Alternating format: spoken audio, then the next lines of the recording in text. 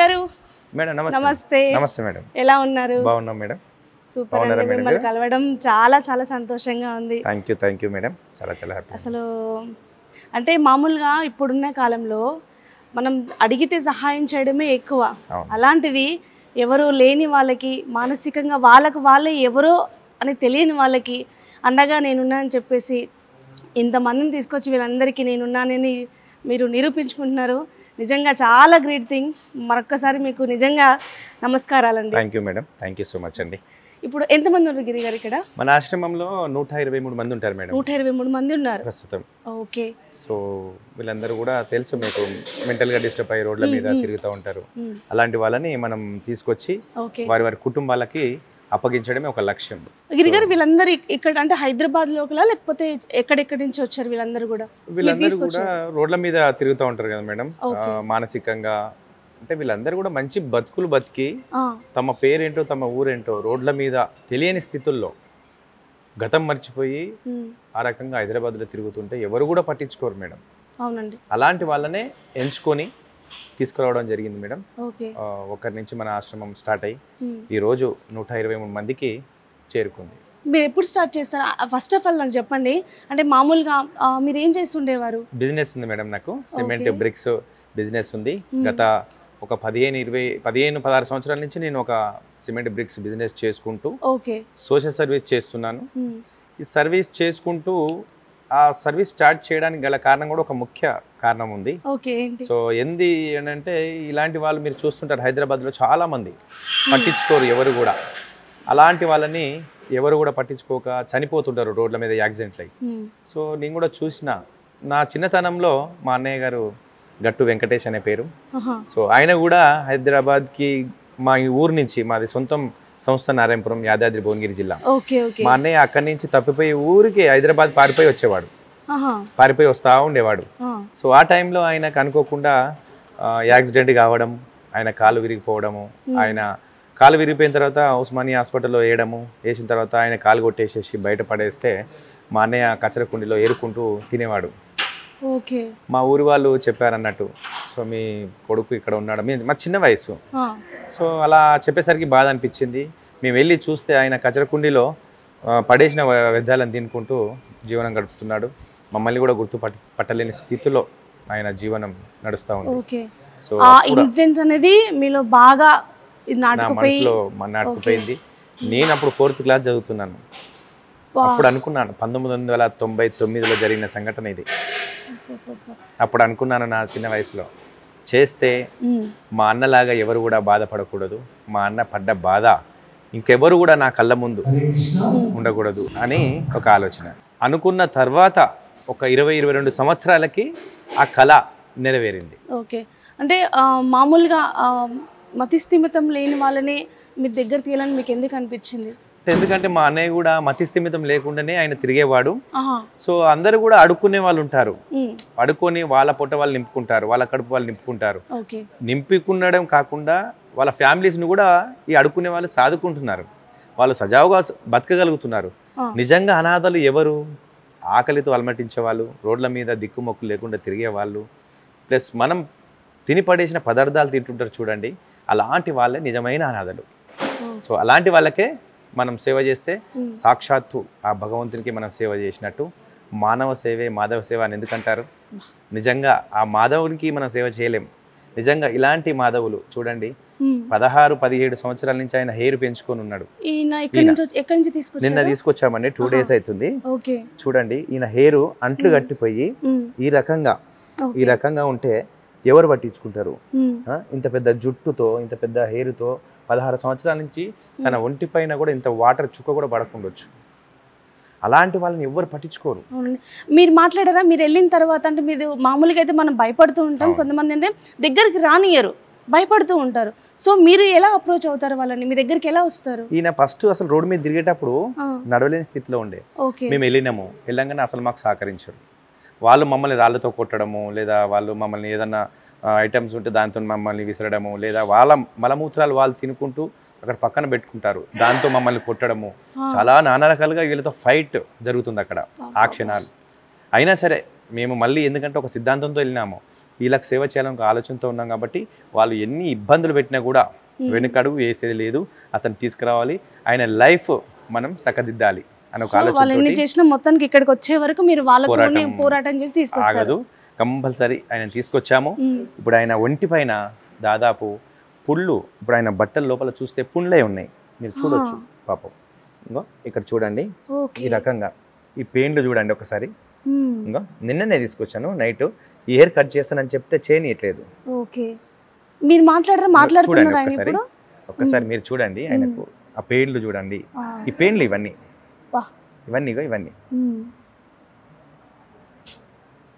ఇలా ఇవన్నీ పుండ్లు అయిపోయి మాట్లాడాను, కాకపోతే చెప్పట్లేదు. అర్థం చేసుకుంటున్నాడు, సహకరిస్తున్నాడు. आपका नाम क्या है? नाम आपका नाम क्या है? नहीं అలా కొంచెం రికవర్ అయితే ఆయన త్వరలో ఆయన అడ్రస్ అవన్నీ కూడా చెప్పగలుగుతాడు. కాకపోతే ఏంటంటే వీళ్ళకి ఫుడ్ లేక నీరసంగా అయిపోయి వాళ్ళకి అసలు మాట్లాడలేని స్థితిలో ఉంటారు. త్వరలో ఈయన కూడా వెళ్ళిపోతాడు. ఇప్పుడు నెక్స్ట్ క్లీనింగ్ ఉంది.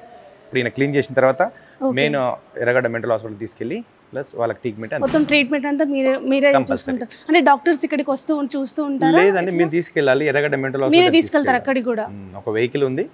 ఆ వెహికల్లో ఒక 10 మంది 12 మంది తీసుకెళ్ళి ట్రీట్మెంట్ అందించి వాళ్ళకి నెలకు ఒక సరిపడా మెడిసిన్ ఇస్తారు.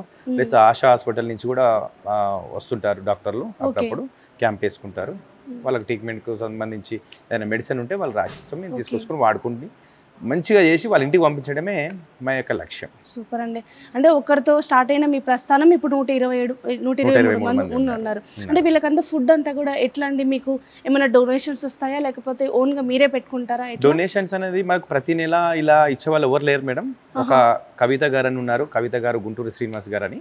ఆ దంపతులు ఇద్దరు కూడా వాళ్ళ పని వాళ్ళు చేసుకుంటూ వాళ్ళు జాబ్ చేసుకుంటుంటారు. వాళ్ళు మాత్రం మాకు ప్రతి నెల ఒక 30,000 రూపీస్ లేదా 40,000 అలా వాళ్ళు డొనేషన్ కలెక్ట్ చేస్తుంటారు. అందరి దగ్గర కూడా చేసుకొని ఆ వచ్చిన అమౌంట్తో మాకు నిత్యావసర సరుకులు పంపిస్తారు. వాళ్ళొక్కరే పప్పు, ఆయిల్, బియ్యము అలాంటివి ఏ అవసరం ఉంటే అవి పంపిస్తుంటారు. మిగతా అంతా కూడా మాకు క్యాజువల్గా ఎవరైనా మ్యారేజ్ డే, బర్త్డే ఉన్నప్పుడు మన ఆశ్రమంలో జరుపుకుంటారు. ఒక ప్యాకేజ్ అనేది పెట్టాము మేము. ఆ ప్యాకేజ్ ఏంటంటే 7 రకాలు వంటకాలు చేయిస్తాము. 7,116 రూపాయలు ఒక పూట అన్నదానానికి ఖర్చు అవుతుంది. సో అందులో 7 రకాల అన్నదానం చేయించి మళ్ళీ వాళ్ళకు ఫొటోస్, వీడియోస్ అన్నీ కూడా అన్నదానం జరిగిన తర్వాత వాళ్ళకి పంపించడం జరుగుతుంది. కొంతమంది వచ్చే వాళ్ళు ఉంటారు. వచ్చిన తర్వాత వాళ్ళతోటే మేము అన్ని వండి పెడతాము. వాళ్ళు వచ్చి ఇక్కడ సర్వీస్ చేస్తారు. వీళ్ళందరికీ వడ్డించిపోతారు వాళ్ళు. ఓకే. అంటే మామూలుగా మీకు డొనేషన్ రానప్పుడు మరి వీళ్ళ పరిస్థితి ఏంటి? అంటే ఆ రోజు కొంచెం కష్టంగానే ఉంది. ప్రతిరోజు మనం 3 పూటలు తింటాం, మార్నింగ్ టిఫిన్, లంచ్, డిన్నర్ చేస్తుంటాం మనం. కానీ వీళ్ళకి ఆ రోజు అన్నదానం లేనప్పుడు మాత్రం కనీసం మేము 2 పూటలే పెట్టేటటువంటి పరిస్థితి కూడా ఒక్కొక్కసారి జరుగుతుంది. సో నెలలో అలాంటి పరిస్థితి ఒక 10-15 సార్లు అయితే కంపల్సరీ అవుతుంది. రోజుకి 2 పూటలు మాత్రమే పెట్టగలుగుతాము. లేదా ఎవరైనా అన్నదానాలు చేసినప్పుడు మాత్రం కంపల్సరీ 3 పూటల భోజనం పెడతాము. అలా. అంటే మీ గవర్నమెంట్ నుంచి ఎటువంటి సపోర్ట్ లేదండి? మీరు అప్రోచ్ అవ్వలేదా? అంటే గవర్నమెంట్ నుంచి కూడా వీళ్ళకి ఆధార్ కార్డ్స్ ఉండవు మేడం. కొంతమందికి ఉన్నాయి, కొంతమందికి పింఛన్స్ వస్తున్నాయి. వాళ్ళు మొన్న పోయినటువంటి ప్రభుత్వం వీళ్ళకి అలాట్ చేసింది. వాళ్ళ పింఛన్ పైసలు వస్తే కొంచెం వాళ్ళకు కావాల్సినటువంటి బియ్యము, ఆయిల్ అవన్నీ కూడా తీసుకుంటున్నాము. అందరికీ రావు, కొంతమందికి ఒక 15-20 మందికి అలా పింఛన్ వస్తుంది. సో ఆ 15-20 మంది అమౌంట్ వీళ్ళందరికీ మేము చేయగలుగుతున్నాం. సో వీళ్ళలోనే వీళ్ళకి వచ్చిన డబ్బులతోనే మళ్ళీ వీళ్ళకే సెట్ చేస్తున్నాము. ఆ రకంగా జీవనం గడిపిస్తున్నాము. ప్లస్ నాకు బిజినెస్ ఉంది. ఆ బిజినెస్లో వచ్చినటువంటి అమౌంట్ అంతా కూడా ఒక 50% నాకు 2 పిల్లలు. ఇక్కడ చూసుకుంటేనేమో 120 మంది పిల్లలు. 2 ముఖ్యమా 120 మంది ముఖ్యమా అంటే నాకు 120 మందే ముఖ్యం అనిపించింది. నా 2 పిల్లలకు ఒక 15-20 వేలు ఖర్చు అవుతుంది 8 నెలలకి. కానీ వీళ్ళని చూసుకోవాలి కదా నేను. ఆ భగవంతుడు నాకు ఇంత పెద్ద బాధ్యత ఇచ్చాడు కాబట్టి మరి వీళ్ళు ముఖ్యమా వాళ్ళు ముఖ్యమా అంటే వీళ్ళు ముఖ్యమే అనిపిస్తుంది ఒకసారి. అందుకనే మా పిల్లలకు కావాల్సింది స్కూల్ ఫీజు, నేను ఉండడానికి రెంటు, తినడానికి కొంచెం ఫుడ్, నలుగురికి ఎంత ఖర్చు అవుతుంది అనుకొని నేను ఎక్కువ 90% వీళ్ళ మీదనే దృష్టి పెడుతుంటా. నా మిస్సెస్ కూడా సపోర్ట్ చేస్తుంది. అదే అడగాలనుకుంటున్నాను. అంటే మామూలుగానే ఇప్పుడైతే మనకి ఎందుకులే, మన ఫ్యామిలీ, మన పిల్లలు, వాళ్ళ భవిష్యత్తు చూడమని అంటూ ఉంటారు. బట్ మీరు ఇంత పెద్ద కార్యం తలపెడుతున్నప్పుడు మీ ఇంట్లో మీ వైఫ్ సపోర్ట్ కానీ, ఫ్యామిలీ సపోర్ట్ కానీ ఎలా ఉంది? ఫస్ట్లో ఫ్యామిలీ సపోర్ట్ అనేది లేకుండే. వద్దులే అవసరమా మనకి అన్నీ అని అంటే నేను నేను అనుకున్న బాధ ఏంటంటే మా అన్నయ్య ఈ రకంగా ఉండే కదా. సో మనం చేయకుంటే ఆ దేవుడు నన్ను క్షమించడేమో, ఇప్పుడు మా అన్నయ్య చనిపోయి 100 మందికి దారి చూపించాడేమో అనిపిస్తుంది ఓసారి. ఆయన చనిపోయారు, మా మధ్యలో లేరు, కానీ ఆయన చనిపోయి 100 మందికి సేవ చేసే అదృష్టాన్ని అది నాకు ఇచ్చాడు భగవంతుడు అని అనిపిస్తుంది ఓసారి. మా ఫ్యామిలీ అంటారు ఎందుకు అవసరమా ఇవన్నీ, 2 పిల్లలు ఉన్నారు, హాయిగా బిజినెస్ చేసుకోవచ్చు కదా అంటారు, కానీ నాకెందుకు అది నచ్చదు. తర్వాత మా మిసెస్, అమ్మ నాన్న ప్లస్ వాళ్ళందరి సపోర్టు ఉండడం వల్లనే ఈరోజు నేను ఇంతమందికి సర్వీస్ చేయగలుగుతున్నా. ప్లస్ నా 2 చిల్డ్రన్స్ ఉన్నారు, పాప 9th క్లాసు, బాబు 7th క్లాసు, వనస్థలిపురం భాషణ స్కూల్లో చదువుతారు. ఓకే, వాళ్ళు కూడా ఇక్కడికి వస్తారు ప్రతి సండే, ప్రతి ఈవెంట్, ప్రతి పండుగ స్పెండ్ చేస్తూ ఉంటారు. వీళ్ళ మధ్యలోనే ఆటలు. వాళ్ళ ఫీలింగ్ ఎలా ఉంటుంది సార్? డాడీ అవసరమా అంటారా, లేకపోతే వాళ్ళు కూడా మంచి పని చేసామంటారా? వాళ్ళ ఫీలింగ్ ఎలా ఉంటారు? ఫంక్షన్స్ వచ్చినప్పుడు నేను వెళ్ళను యాక్చువల్గా, నాకు ఫంక్షన్ సరిపోతుంది, వాళ్ళని పంపిస్తాను, వెహికల్ ఇచ్చి పంపిస్తాను, పోయి వస్తారు. కానీ నువ్వు కూడా రావచ్చు అన్నప్పుడు నాకు ఏదో కొంచెం బాధ అనిపిస్తుంది. అంటే వీళ్ళు నా గురించి ఆలోచిస్తున్నారు, నువ్వు రావట్లేదు, ఆ లోటు తెలుస్తుందని పిల్లలు అనుకుంటారేమో అనిపించి నేను వాళ్ళకి నచ్చ చెప్తాను. ఇప్పుడు మీరు వెళ్ళిరండి అన్న, నేను 100 మంది కదా, మరి వీళ్ళని కూడా చూసుకోవాలంటే సరే అని చెప్పేసి అంటుంటారు. కానీ వాళ్ళ మనసులో ఉంటుంది అని నాకు అనిపించింది. సో వాళ్ళని కూడా ఇప్పుడు ఏమి ఇబ్బంది ఏం పెట్టట్లేదు. ఫంక్షన్లు ఉంటే నేను కూడా వెళ్తున్నాను, ఇక్కడ ఎంప్లాయీస్ ఉన్నారు. సో మా పిల్లలు కూడా ఈరోజు ప్రతి సండే ఇక్కడికి వచ్చి వీళ్ళకి వడ్డీయడము, వీళ్ళతో ఆటలు పాటలు, ప్లస్ వీళ్ళతో క్యారమ్స్ ఆడుకోవడము, ప్లస్ వీళ్ళకు ఇప్పుడు ఇంత పెద్ద హెయిర్ ఇలాంటి వాళ్ళని చూస్తే పిల్లలు భయపడతారు. కానీ మా పిల్లలు ఇలాంటి భయం లేకుండా వీళ్ళకి ఇప్పుడు గుండు కొట్టడం కూడా నేర్పించాను. అంటే గుండు కొట్టించి స్నానం చేసేది కూడా నేర్పించాలి. అందరికీ విద్య వైద్యం అవన్నీ మనం నేర్పిస్తుంటాము, చదువుకోవాలి ఇలా కాదు ఇలా సంస్కారం నేర్పిస్తుంటాము.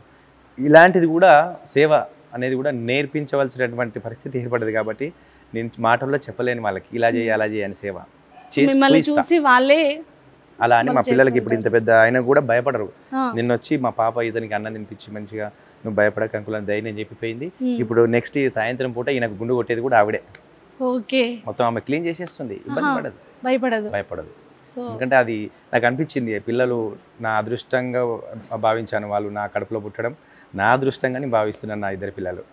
ఎందుకంటే నా అడుగు జాడల్లో నడుస్తున్నారు, నేను ఎంచుకున్న సేవని గుర్తించి మా నాన్న చేసే కరెక్ట్ అని చెప్పేసి పిల్లలు కూడా నా రూట్లో వస్తున్నారు. కాబట్టి సో ఐఎమ్ హ్యాపీ. ఇప్పుడు ఎట్లా గిరిగారంటే ప్లేస్ మొత్తం సరిపోతుందా ఇంతమందికి? ఇప్పుడు ఇంతకుముందు మేము వేరే షెడ్లో ఉండేది మేడం, చిన్న షెడ్ అది. అక్కడ నుంచి అక్కడ కొంచెం అనీజీగా ఉండే, కొంచెం వర్షం పడ్డప్పుడు తడిసిపోయే వాళ్ళము, ఎండ కొట్టినప్పుడు కొంచెం ఇబ్బంది అయ్యేది, చలికి కూడా కొంచెం డిస్టర్బెన్స్ ఉండే. సో ఇక్కడికి వచ్చిన తర్వాత ఇది మేము కొంచెం లీజుకి తీసుకున్నాము. లీజుకి తీసుకొని మేడం రెంట్ పే చేస్తాము. 20,000 పర్ మంత్ ఉంటుంది మేడం. 20,000 ఉంటుంది. సో వాళ్ళు కూడా దయాగుణాస్తులు అనుకోవాలి. ఇక్కడ మర్రి శశాంక్ రెడ్డి గారు అని వాళ్ళ రిలేషన్ వాళ్ళది ఇది. అంతకుముందుకేమో మర్రి శశాంక్ రెడ్డి గారిది ఆ షెడ్ ఉండే, అది ఫ్రీగా ఇచ్చారు వాళ్ళు, 5 years అది ఫ్రీగా ఇచ్చారు.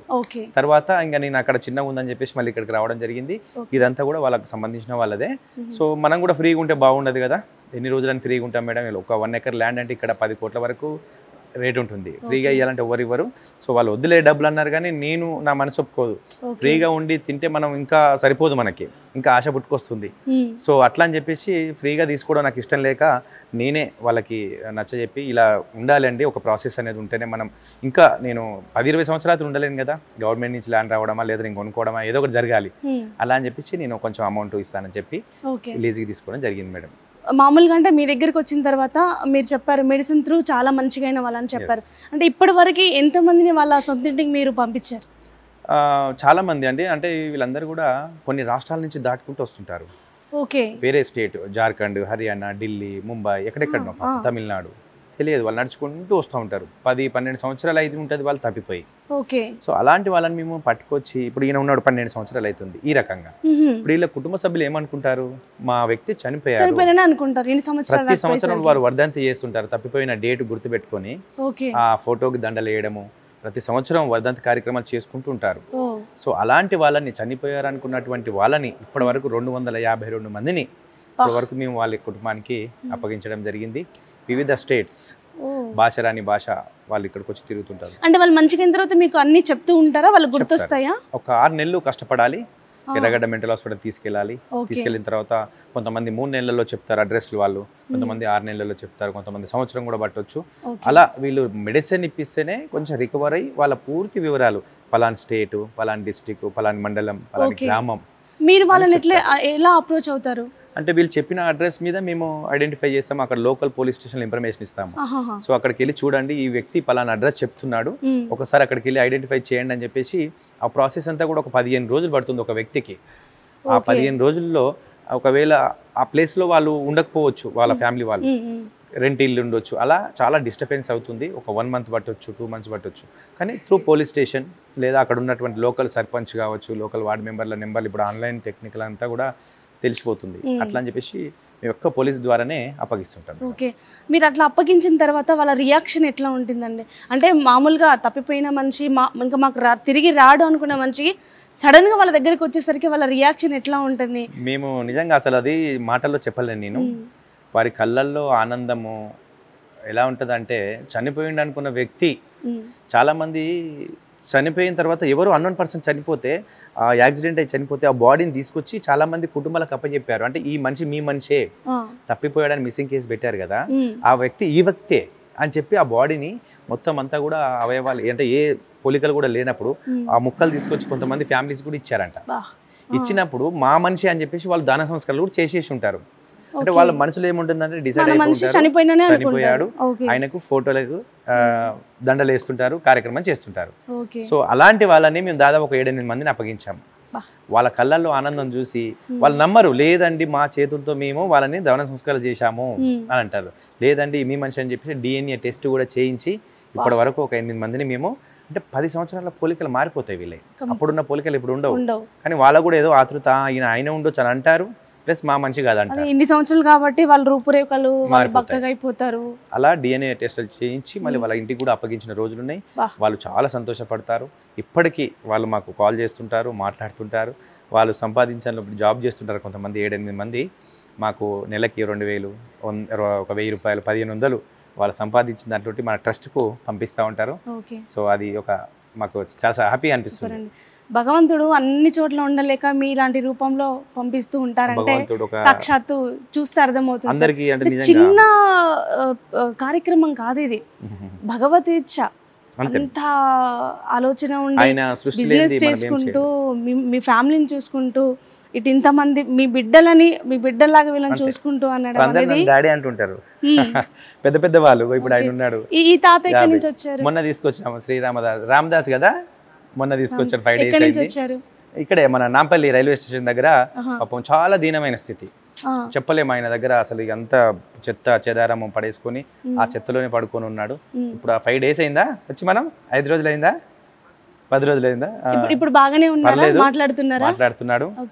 మంచి స్టడీ పర్సన్, మంచి జాబ్ చేసేది, ఉన్న ఆస్తి అంతా వాళ్ళ పిల్లలకి ఇలా పడేసి వచ్చేసాడు, కోట్ల ఆస్తి. అలాంటి వ్యక్తులు పాపం ఈ రకంగా తిరుగుతుంటే బాధ అనిపిస్తుంది అన్నట్టు. అంటే మామూలుగా ఇక్కడ ఉన్న వాళ్ళంతా కూడా ఎడ్యుకేషన్ అంటే చదువుకున్న వాళ్ళు 90% చదువుకున్న వాళ్ళే. 90% చదువుకున్న వాళ్ళ 90% చదువుకున్న వాళ్ళు, మంచి జాబ్ చేసిన వాళ్ళు. అంటే వీళ్ళ సమస్య ఏంటి? మామూలుగా ఇంట్లో ఉన్న ప్రాబ్లమ్స్కిలా, లేకపోతే వైరాగ్యం చెందా, ఎందుకని వీళ్ళు ఇలా బయటకు వచ్చారంటే చెప్తూ ఉంటారా వాళ్ళు? ఒక్కొక్కరిది ఒక్కొక్క చరిత్ర మేడం. కొంతమంది లవ్లో ఫెయిల్ అయిపోయి, కొంతమంది అనుకున్నటువంటి హోప్స్ పెట్టుకుంటారు. కొన్ని నాకు ఈ జాబ్ రావాలి, నేను కలెక్టర్ కావాలి, నేను టీచర్ కావాలి, నేను ఒక IAS ఆఫీసర్ కావాలి, నేను ఒక IPS కావాలని ఒక మైండ్లో వాళ్ళు ఫిక్స్ అయి ఉంటారు. సో అలాంటి వాళ్ళు సెన్సిటివ్ మనస్తత్వాలు వాళ్ళు. సో అనుకున్నది నెరవేరకపోయేసరికి ఇలాంటి వాళ్ళు 1,00,000లో ఒకరే ఉంటారు. ఇలాంటి వాళ్ళు సెన్సిటివ్, తొందరగా హట్ అయిపోతారు. నేను తిన్న ప్లేట్ నేను తీయాలా అనే ఒక మనస్తత్వం వాళ్ళు. వీళ్ళు అలా ఉండి తొందరగా హట్ అయిపోతారు, ఏదో సాధించాలని తపన, కానీ సాధించకపోయేసరికి ఈ రకంగా డిస్టర్బ్ అయిపోతారు. సో చాలా వరకు చదువుకున్న వాళ్ళు కాబట్టి వాళ్ళు ఇక కష్టం కూడా చేత కాదు వీళ్ళకి, కష్టం కూడా చేత కాదు, కానీ తొందరగా ఆలోచన చేసుకొని వాళ్ళ మనసు వాళ్ళ అనుకున్నది నెరవేరిపోయేసరికి వాళ్ళు డిస్టర్బ్ అవుతారు. యూత్లో మాత్రం డిస్టర్బ్ చేయరు, ఎవరికి వాళ్ళే పెయిన్ తీసుకుంటూ ఉంటారు, తీసుకొని ఈ రకంగా మారిపోతుంటారు. బట్ ఇక్కడికి వచ్చిన తర్వాత నేను వచ్చిన దగ్గర నుంచి చూస్తూనే ఉన్నాను, ఎలా ఉన్నారో అలా ఉన్నారు. ఒక్కరు కూడా కనీసం ఒక మాట మాట్లాడలేదు. వాళ్ళకి మెడిసిన్ ప్రభావం. ఇక్కడ మా శ్రీ శ్రీ శ్రీ సహస్రలింగేశ్వర స్వామి దివ్యక్షేత్రం కూడా మొన్ననే శంకుస్థాపించాము. ఆ రోజు నుంచి ఇప్పటి వరకు వీళ్ళలో చాలా మార్పు వచ్చింది. ఒక 2 hours ఆ దేవుడి ముందు మేము ఇక్కడ కూర్చోబెట్టేసేసి ధ్యానం చేయిస్తే ఆ ధ్యానంలో వాళ్ళు మునిగిపోతున్నారు. అంటే కొంచెం ఆ దైవ రూపకంగా కూడా కొంచెం వెళ్ళాలి, ఓకే ప్లస్ మానసికంగా వాళ్ళు ఇబ్బందులు ఉన్నారు కాబట్టి ఎవరెవరు డిస్టర్బ్ చేస్తున్నారో వాళ్ళని కొంచెం మేము పక్కన పెట్టి ప్రశాంతంగా కూర్చునే వాళ్ళకి కొంచెం దైవ రూపకంగా కూడా ఓకే వాళ్ళకు మార్పులు తీసుకొస్తున్నాము. ఓకే గిరిగారు మామూలుగా మొత్తం మారిపోయిన తర్వాత మీరు వెళ్ళమంటే వెళ్తారా లేకపోతే ఇక్కడే ఉంటామంటారా? కొంతమంది ఇష్టపడట్లేదు, అట్లా ఒక 15-20 మంది ఉన్నారు. ఓకే వాళ్ళ ఫ్యామిలీస్ వచ్చారు తీసుకెళ్తామని, కానీ ఇంటికి వెళ్ళిన తర్వాత టార్చర్ ఉంటుంది, మమ్మల్ని మళ్ళీ వాళ్ళు కొట్టడము చేయడము ఇబ్బంది పెడుతుంటారు. ఓకే మాకు అవసరం లేదు నేను వెళ్ళను అని ఉన్న వాళ్ళు కూడా ఉన్నారు ఇక్కడే. ఓకే వాళ్ళని అంటే నేను జీవితంలో నేను ఉన్నంత వరకు, ఈ ఆశ్రమం ఉన్నంత వరకు, నా పిల్లలు ఉన్నంత వరకు ఇది కంటిన్యూగా నడుస్తుంది. వాళ్ళు కూడా మా ఫ్యామిలీ సభ్యులే. నా ఇంటి పేరుతో వీళ్ళ ఆధార్ కార్డు కూడా తీయించాను నేను, ఎందుకంటే నా ఫ్యామిలీ కదా అట్లా అని చెప్పేసి. మామూలుగా ఫ్యామిలీ అంటే సొంత కుటుంబ సభ్యులు ఒక 2, 3, 10 మంది ఉంటారు, కానీ నాకు 112 మంది ఉన్నారు అనుకోండి నా పేరు మీద. వెళ్ళలేని వాళ్ళని నేను పంపించలేను బలవంతంగా. అంటే మామూలుగా ఇప్పుడు యూట్యూబ్లో చాలా చూస్తుంటారు కదా, వాళ్ళ నుంచి రెస్పాన్స్ ఎలా ఉంటుంది? ఏమైనా సంస్థలు మిమ్మల్ని అప్రోచ్ అయ్యాయా? అంటే వస్తుంటారు, వచ్చినప్పుడు కొన్ని ఫౌండేషన్ వాళ్ళు వస్తారు, వాళ్ళకి అంటే ఎలాంటి అవసరం ఉన్నాయి మేము ఎక్కువ వస్తు రూపకంగానే తీసుకుంటాను నేను. వీళ్ళకి అవసరం పడేటివి ఏంటి, పూటల భోజనం కావాలి, వాళ్ళ ఫుడ్ ఐటమ్స్, లేదా ఇక్కడ మాకు కావాల్సినటువంటి వీళ్ళకి కావాల్సినటువంటి వస్తు రూపేనా, ప్లస్ లైట్లు కావచ్చు, ఫ్యాన్స్ కావచ్చు, లేదా వీళ్ళకి బట్టలు కావచ్చు, లేదా బియ్యము, రైస్ అలాంటివి ఏమున్నా ఇస్తానంటే నేను తీసుకుంటాను. కొన్ని ఫౌండేషన్ వాళ్ళు వచ్చి మాకు హెల్ప్ చేస్తుంటారు, కాకపోతే ఆ పూటకి ఆ రోజుకి మాత్రమే, కానీ ప్రత్యేకంగా ఇలా వచ్చి ఇచ్చిన వాళ్ళు అయితే ఎక్కువ లేరు అన్నట్టు. అంటే కంటిన్యూగా మీకు లేదు, వాళ్ళు వచ్చినప్పుడు మాత్రమే మీకు ఆ రోజుకి సరిపోతుంది. ఈ రోజు వచ్చారు మన ఇస్కాన్ వాళ్ళు, హరే రామ హరే కృష్ణ వాళ్ళు వచ్చారు. ఈ పూటకి అన్నదానం అక్కడి నుంచి రెగ్యులర్గా వస్తుంటారండి అంటే వస్తారు మాకు మంత్లీ ఇట్లా ఒక 5-6 సార్లు వాళ్ళే తీసుకొని వచ్చి ఇక్కడ వాళ్ళకి సంబంధించిన వాళ్ళ డోనర్స్ ఉంటే తీసుకొచ్చి ఇక్కడ వీళ్ళందరికీ కూడా వాళ్ళ చేతులతోనే వడ్డించి వీళ్ళకి అన్నదానం చేసి పోతుంటారు. థ్యాంక్ యూ గురిగారు. అంటే నిజంగా మాటలు రావట్లేదు, అంటే ఇట్లాంటి వాళ్ళని కలిసినప్పుడు ఏదో చెప్పాలని ఉంటుంది కానీ నిజంగా భగవంతుడిని చూసినట్టుగా ఉంది. మీరు ఇంకా ఎటువంటి ఆర్థిక పరమైన ఇబ్బందులు లేకుండా మీరు ఇంకా ఇలాంటి సేవలు చేయాలని మేము కోరుకుంటూ ఉన్నాము.